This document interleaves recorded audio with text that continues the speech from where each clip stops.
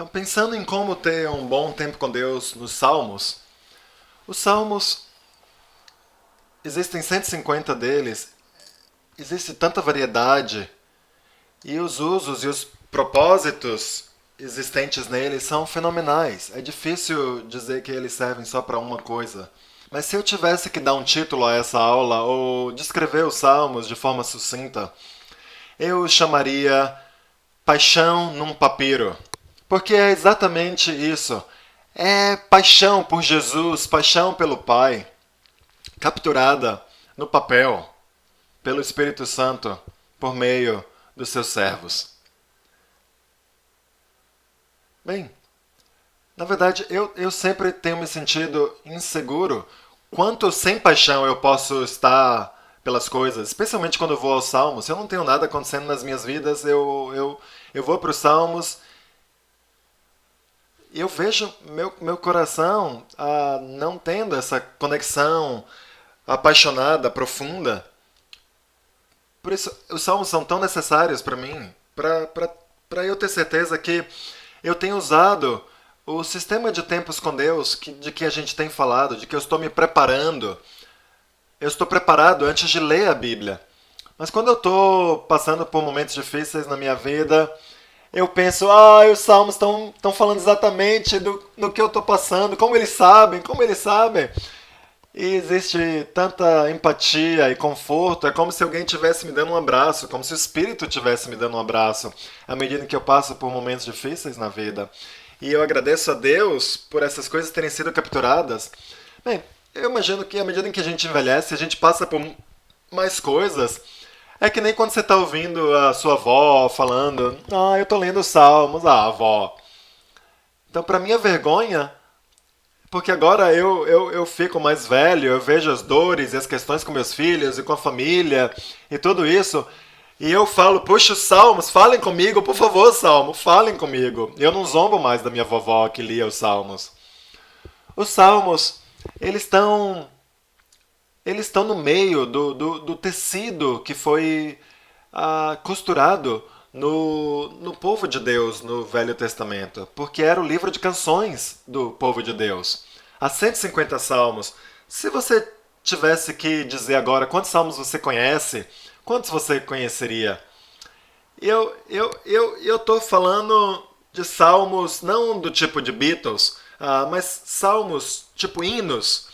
Bem, você conhece mais do que 150 salmos? Eu vou ler aqui uma lista de mais de 150 hinos. Cria em mim um coração puro. Bem, você conhece esse? Seu amor dura para sempre. E aqui ele está lendo uma lista de hinos, que nem os hinos que estão no nosso caderno de canções. Agora, pense um pouquinho sobre como você consegue cantar muitos desses hinos. Agora imagina se você não tivesse TV, internet ou muito de nada mais. Esse daqui era o tecido. Seria o que você faria no seu dia, à medida em que você falasse, que você andasse, que você conversasse com as pessoas. Isso daqui seria a trilha sonora da sua vida. E os israelitas eram um povo de salmos. E a palavra salmo não significa poema, é um instrumento musical sendo tocado. É que nem um filme de Elvis Presley. Tudo se tornava um musical. Elvis, você quer uma limonada? Limonada, que bebida deliciosa. Puxa, tudo vira uma música. E os salmos seriam bem familiares para as pessoas. Então não causa surpresa nenhuma aqui de todos os livros do Velho Testamento, Gênesis, Levítico, 1 Samuel e todas as coisas significativas que existem lá, Isaías, o livro que é mais citado do que qualquer outro no Novo Testamento são os Salmos. 92 vezes os Salmos são usados no Novo Testamento.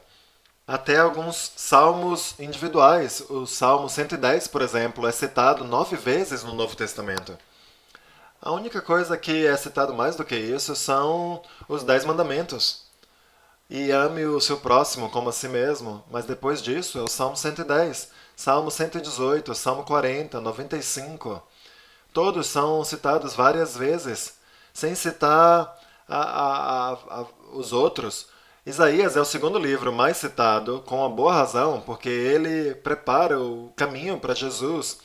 O livro de Isaías é citado 83 vezes. Vamos olhar três coisas aqui. Primeiro, qual é o benefício dos salmos para nós? Qual é o propósito dos salmos? E a gente vai ter um curso básico sobre poesia aqui em cima dos salmos. Então, primeiro, o benefício dos salmos. Vamos aqui a Romanos capítulo 15. Romanos 15, versículo 4. Pois tudo que está escrito, tudo que foi escrito no passado, foi escrito para nos ensinar, de forma que por meio da perseverança e do bom ânimo procedentes das Escrituras, mantenhamos a nossa esperança. O que mais? Bem, além das profecias messiânicas, o que mais poderia nos dar mais conforto do que os salmos? Muitas vezes os salmos não nos dão apenas conforto, mas também profecias messiânicas e cumprimento das promessas de Deus, vez após vez. Que maior encorajamento poderia existir do que o corpo de poesias que são os salmos? Existe uma aplicação no Novo Testamento aqui para os salmos. Os salmos são escrituras. Obviamente, quando Paulo fala aqui em Romanos 15 que as escrituras foram escritas para nos ensinar, para nos dar bom ânimo, escrituras significavam o Velho Testamento.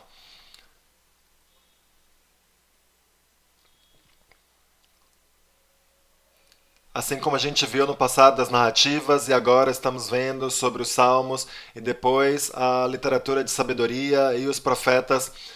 Então, todo esse corpo das Escrituras deveriam ser reconhecidas como elas são, as Escrituras.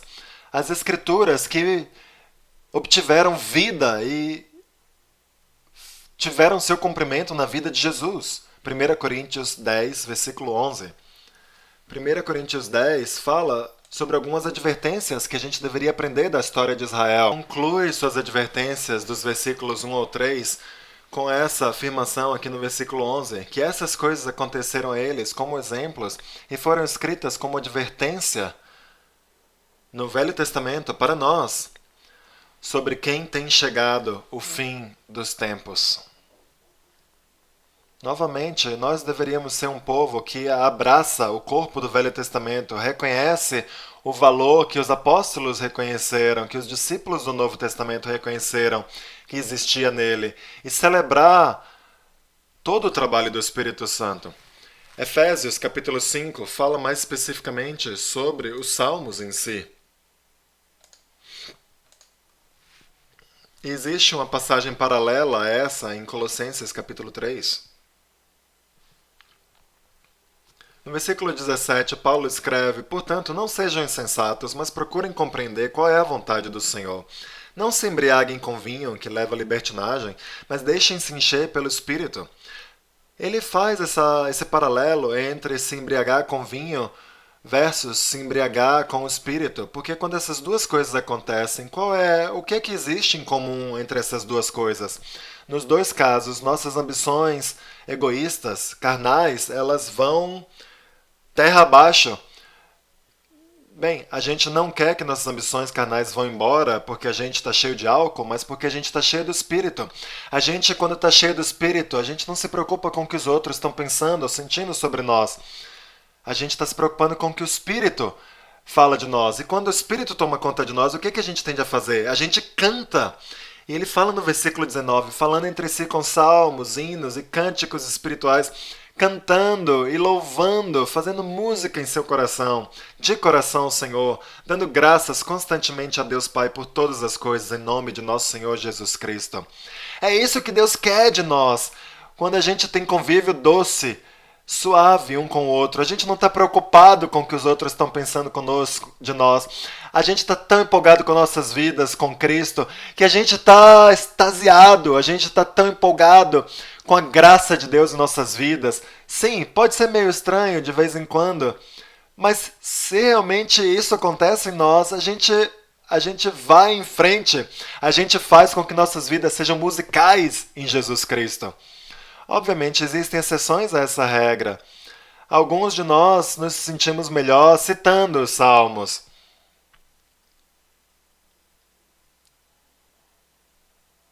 Eu aprecio o amém que você disse aí, João.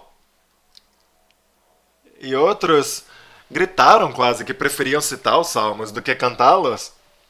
Bem, os salmos, independente de seu conforto pelo luto de alguma coisa ou a alegria por expressar o nosso louvor a Deus, os salmos são uma parte essencial da vida completa que Jesus quer que vivemos nele. Em Tiago, capítulo, bem, Colossenses 3,16 é paralelo ao que eu acabei de ler.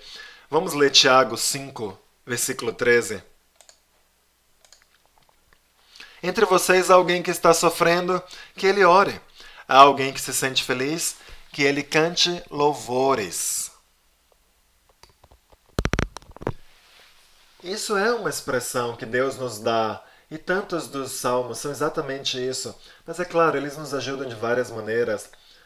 Mas à medida em que a gente olhe para o benefício dos salmos, os salmos estão aqui para verdadeiramente nos dar a expressão que nós não temos, as palavras que talvez nós não tenhamos, para experimentar uma alegria completa no Senhor.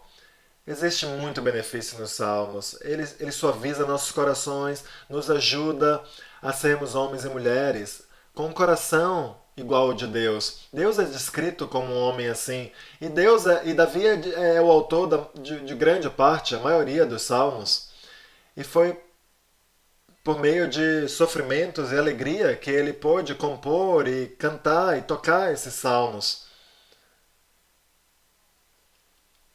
Mas agora vamos caminhar para os salmos em si mesmo. Vamos falar um pouquinho sobre o propósito deles. Um aspecto grande do propósito dos salmos é que era o livro de hinos de Israel. Assim como nós temos o nosso livro de hinos, os salmos eram um hino dos israelitas. Vamos ler aqui 2 salmos para ver se eles não são familiares a nós. Que tal esse daqui? Salmo 121. Levanto os meus olhos para os montes e pergunto: de onde me vem o socorro? O meu socorro vem do Senhor, que fez os céus e a terra. Ele não permitirá que você tropece. Salmo 121. E que tal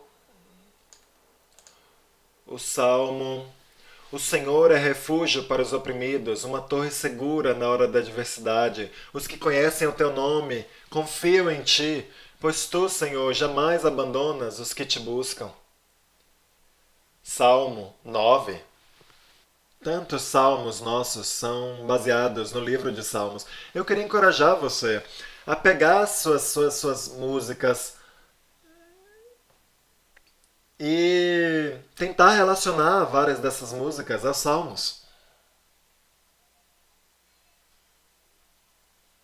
Você vai ver que ou a letra é tirada diretamente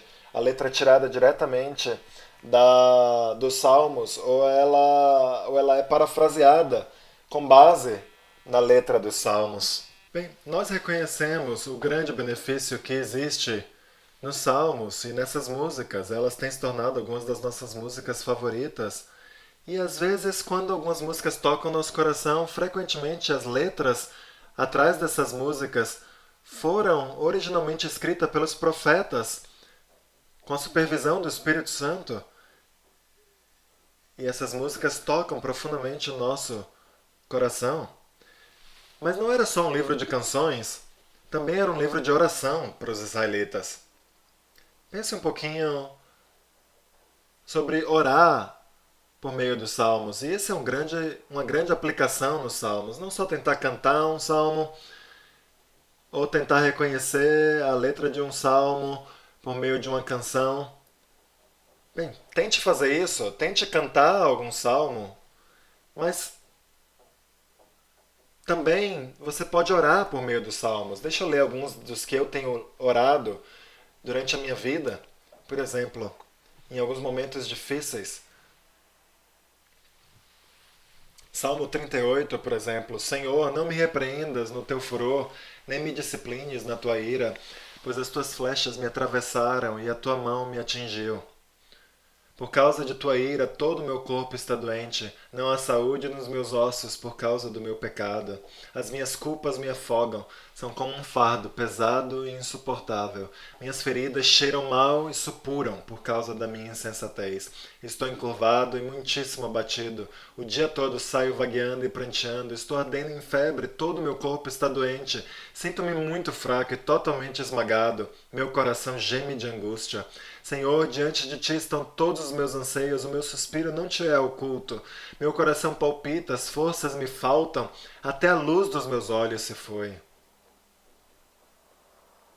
E ser capaz de trabalhar, de passar por um salmo desse para atingir um quebrantamento verdadeiro, uma tristeza segundo Deus, à medida em que eu buscava um quebrantamento e depois disso arrependimento. Salmo capítulo 36, quando eu sei que pessoas têm tentado me ajudar a enxergar, há no meu íntimo um oráculo a respeito da maldade do ímpio. Aos seus olhos é inútil temer a Deus. Ele se acha tão importante que não percebe nem rejeita o seu pecado. As palavras da sua boca são maldosas e traiçoeiras. Abandonou o bom senso e não quer fazer o bem. Até na sua cama planeja maldade. Nada há de bom no caminho a que se entregou. E ele nunca rejeita o mal. Em momentos bem festivos na minha vida, 2 dias atrás, por exemplo, meu filho, a gente tem uma tradição que no aniversário de alguém da nossa família, a gente lê o Salmo 139, onde a gente diz: Tu criaste o íntimo do meu ser e me teceste no ventre de minha mãe. Eu te louvo porque me fizeste de modo especial e admirável. Tuas obras são maravilhosas, disso tenho plena certeza. Meus ossos não estavam escondidos de ti quando em secreto fui formado e entretecido como nas profundezas da terra. Os teus olhos viram o meu embrião, todos os dias determinados para mim foram escritos no teu livro, antes de qualquer deles existir. Como são preciosos para mim os teus pensamentos, ó Deus, como é grande a soma deles. Se eu os contasse, seriam mais do que os grãos de areia. Se terminasse de contá-los, eu ainda estaria contigo. Então isso daqui é uma oração de salvação, de gratidão pelas pessoas que Deus trouxe em nossas vidas. Então são palavras que nós não poderíamos expressar, mas que são tão bem expressas aqui nos Salmos. Então o propósito dos Salmos é um livro de canções, é um livro de orações, mas existe outro grande propósito, é um guia de treinamento. Então aqui está a chave para esse guia. É um guia de treinamento tanto para o coração como para a mente. Há muitos salmos. Os irmãos conhecem o Salmo 15? Bem, é um ótimo guia de treinamento para a nossa mente. Nós vamos ser homens de palavra. Nós vamos manter a nossa palavra mesmo quando dói. Vamos falar sobre uma vida justa, o contraste entre uma vida sábia e uma vida tola que a gente vê aqui nos Salmos, por meio da qual a gente pode obter, quando a gente lê e a gente vê os sentimentos e a meditação, a poesia do Velho Testamento, esperando que isso, como uma cachoeira que cai sobre nós, que isso vai ajudar nossa mente, especialmente nosso coração, para que a gente cresça na direção de Deus. Eu acho que a parte mais incrível aqui, falando sobre nossa mente, é realmente sermos homens e mulheres que estão atrás do coração de Deus. Se você está aqui hoje ouvindo essa aula e pensando, bem, está tudo bem entre eu e Deus, eu estou em acordo com Deus, mas às vezes parece que eu não tenho paixão por Deus. Então passe pelos salmos e vá selecionando os salmos que você sabe que expressam o coração que você deseja ter para Deus. E seja lá o que for, não importa se você vai cantá-lo ou se você vai orá-lo, ore pelo salmo e tente se colocar no lugar de Davi, à medida em que ele estava sendo pressionado e perseguido por Saul, correndo por sua própria vida, ou talvez quando seu próprio filho se levantou contra ele e usurpou o trono e colocou nesse lugar paralelo, nesse lugar difícil de ter que fugir novamente. Tente imaginar o que o autor do Salmo passou e realmente busque esse mesmo coração do autor. Isso é um processo valiosíssimo. especialmente alguns de nós que somos baseados na lógica e somos muito racionais. Bem, eu sabia, eu mesmo na minha vida, que eu estava perdendo algo essencial na vida cristã. Então, eu e meu amigo aqui, Bill, a gente estava tomando café juntos e ele estava expressando o salmo, estava sendo uma semana difícil para ele. E eu lembro falando para ele, parece que os salmos estavam tomando vida na sua vida. E ele começou a falar dos salmos, puxa, graças a Deus pelos salmos. E ele começou a cantar no meio do McDonald's. É, foi incrível. E a gente se tornou um musical ali no meio do McDonald's. Nossa vida estava incrível. Essa é a vida que eu sempre quis em Cristo. Não pode melhorar, mas certamente faz isso. Então, por favor, é tão importante. Eu sei que jovens, tantas vezes, vocês estão tentando fugir do perigo. Deixa eu mandar uma mensagem de novo aqui para meu pai, para minha mãe. Puxa, não almeje isso. Não almeje nada menos do que ter o coração de Deus. Ele tinha 17 anos quando ele escreveu alguns desses salmos. Isso daqui foi escrito quando ele era jovem, seu coração estava ali extravasando para Deus, com paixão. Não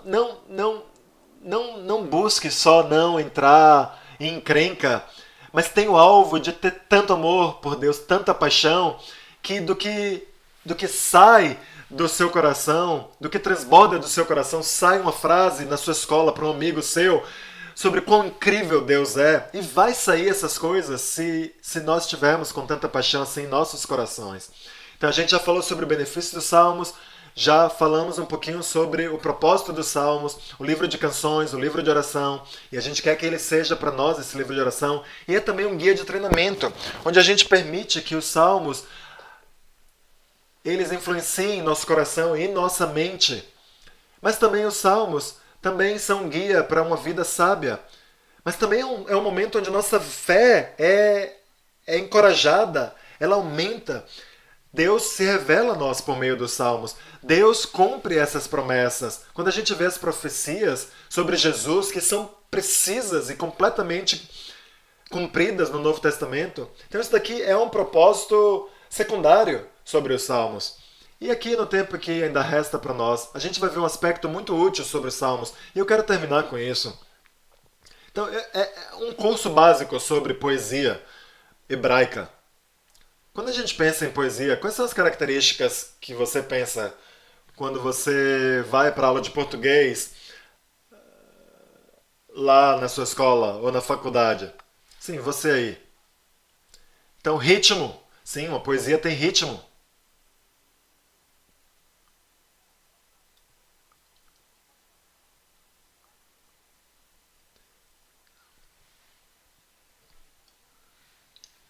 Métrica.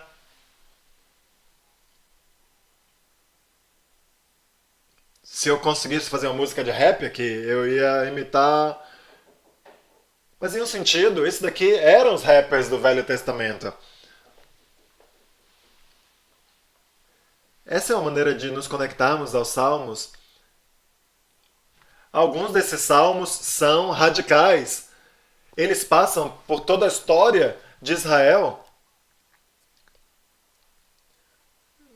Mas vocês falaram as chaves. Então é o ritmo, a métrica e a imagem ou as palavras que remetem a outras palavras. Então na poesia hebraica, pense mais nessa forma. São ritmos de pensamento, de padrões de pensamento.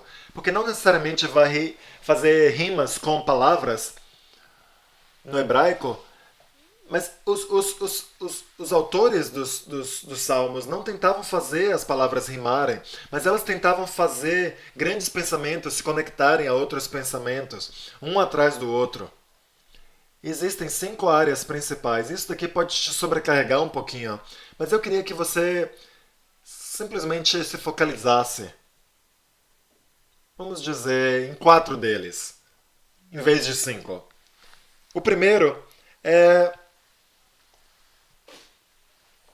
a maioria dos salmos são colocados de tal forma que existe um pensamento profundo seguido de um pensamento relacionado profundo.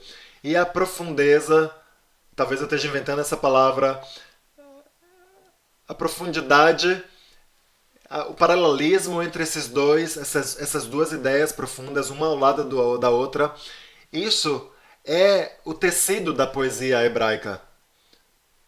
Então a gente vê aqui algo incrível, algo maravilhoso, juntos um do outro. E isso era o que era valorizado na poesia hebraica. Então, existem diferentes estilos disso daí. Então, o primeiro estilo é o paralelismo sinônimo. Sinônimo, paralelismo sinônimo. Então são dois pensamentos legais, um ao lado do outro, que são parecidos. Então, um pensamento está sendo falado e o segundo pensamento é parecido. Vou dar um exemplo aqui no Salmo capítulo 24.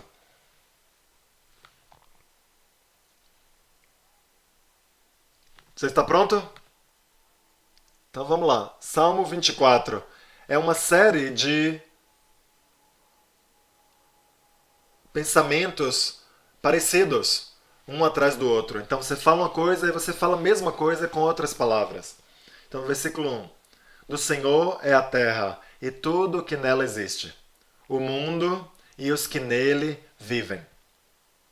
Então você vê as duas frases. A primeira é: a terra é do Senhor e também tudo que nela existe. O mundo e terra são sinônimos e os que nele vivem são sinônimos a tudo que nela existe.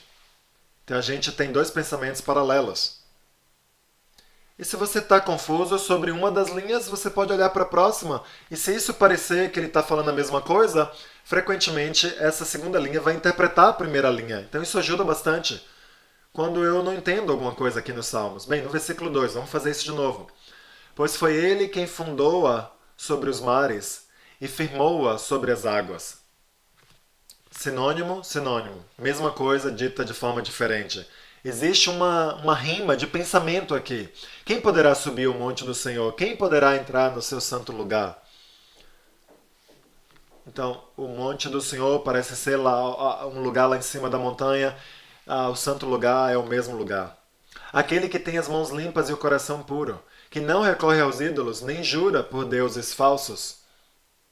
Então, o que significa ter as mãos limpas e o coração puro? Bem, o que você acha? Exato. Você não jura por aquilo que é falso e você não levanta sua alma a um ídolo. Então você pode passar pelo resto do salmo. Isso é um exemplo clássico de muitos paralelismos, sinônimos. Pensamentos iguais, repetidos de forma diferente. Também existe paralelismos opostos. Aqui no Salmo capítulo 1, por exemplo. Isso daqui fala um padrão, mas é um padrão oposto, também conhecido como paralelismo antitético.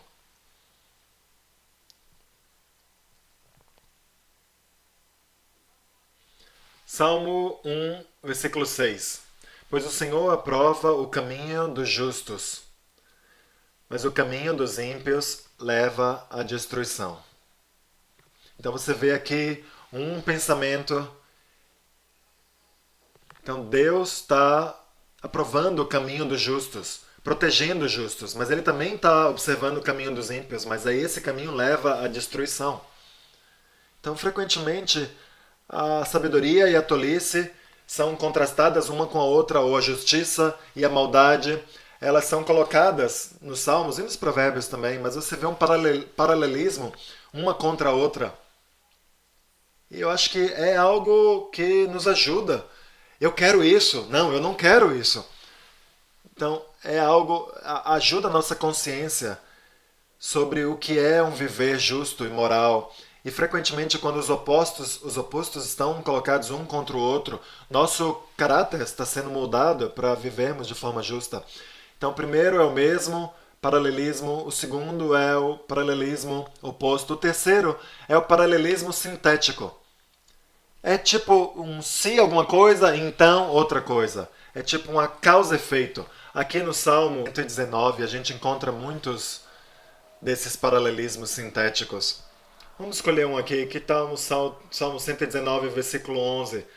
A ideia aqui é que a lei é muito boa e, como resultado, isso acontece conosco. A gente vê esse padrão se repetindo várias vezes. Se algo, então outra coisa acontece. Vamos ler aqui o versículo 11.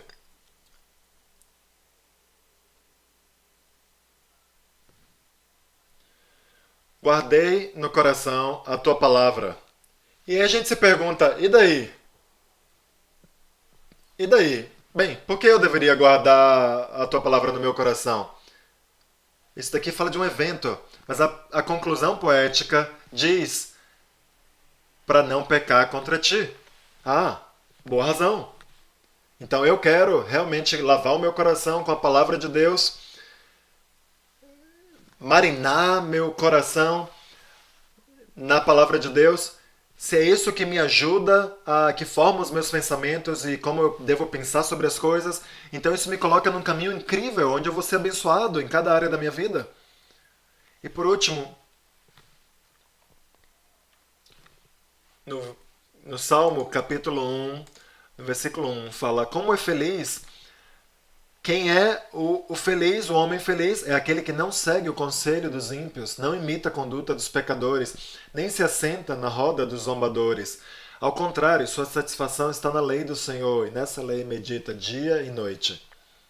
Então você vê aqui, o começo disso daqui fala, bem, olha aqui uma afirmação, você é feliz se. Você é feliz como homem ou mulher? Se. E aqui vem alguns exemplos. Os homens que são abençoados são aqueles que não seguem o conselho dos ímpios, não imitam a conduta dos pecadores, não se assentam na roda dos zombadores. Então, a gente olhou para 4 tipos de paralelismos. Paralelismos sinônimos, o outro é o oposto, que contrasta 2 tipos de pensamento. O terceiro era o se, algo, então, outra coisa. Ao ler uma afirmação, a gente se pergunta, e daí? E se existe uma resposta para o nosso e daí, então a gente tem uma afirmação para nós meditarmos. Por que eu deveria fazer algo? Porque Deus acabou de me dizer. Por quê? E o último tipo de paralelismo, nós não vamos estudar. Então, se concentrar nesses 3 paralelismos, na verdade. A última coisa que vamos falar sobre os Salmos são as imagens. Os salmos não foram escritos para nós os interpretarmos de forma literal. Quando Davi fala que em Salmo 51 que só contra Deus ele pecou, Davi só pecou contra Deus de verdade. Ele estaria se enganando se ele estivesse falando isso. E Batseba e Joabe, todos foram alvo do pecado de Davi. Mas, de novo, é uma metáfora. São palavras que querem expressar uma imagem. Ele está dizendo, na verdade, que antes ele estava se escondendo, mas agora, ao se arrepender, ele se dá conta de que Deus está observando ele o tempo todo. Mas a gente tem que tomar o cuidado de quando a gente vê palavras que expressam imagens, para não fazer doutrinas a partir dessas imagens. Porque a gente pode pegar, por exemplo, o Salmo 51, Davi falando que só pecou contra Deus e dizer que nosso pecado só é contra Deus. Meu pecado tem tudo a ver com Deus, é meu relacionamento com Deus. Eu também só preciso de Deus.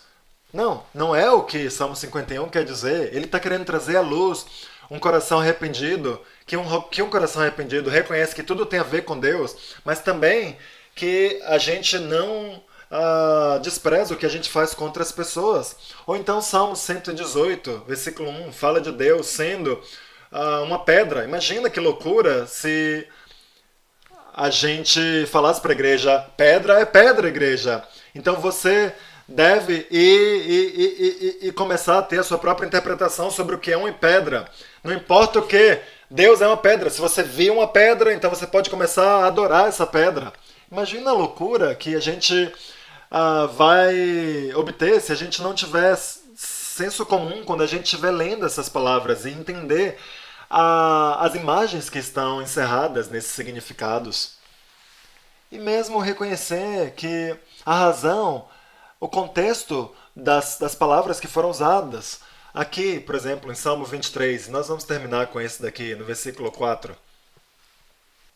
Davi está passando por momentos difíceis, ele termina aqui num lugar chamado Engede, que é um lugar, é um vale, mas também é um lugar que o protegia. E quando ele está lá, ele fala no versículo 1 que o Senhor é o meu pastor, de nada terei falta. Em verdes pastagens me faz pousar e me conduz a águas tranquilas. Restaura-me o vigor, guia-me nas veredas da justiça por amor do seu nome. Mesmo quando eu andar por um vale de trevas e morte, não temerei perigo algum, pois tu estás comigo. A tua vara e o teu cajado me protegem.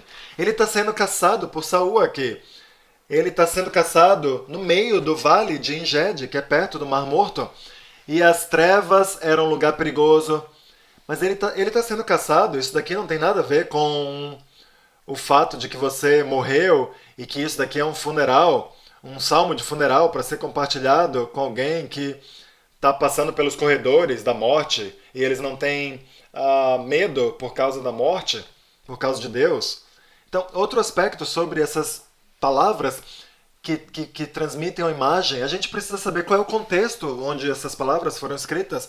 Ou a gente pode chegar a absurdos, como dizer que Deus é uma pedra, ou também chegar a absurdos com a maneira como a gente tenta aplicar os salmos. Muitas vezes as palavras que expressam imagens são coisas grandes e eles tentam capturar conceitos grandes. Nossa mente teria dificuldade de entender se fossem expressas com palavras literais.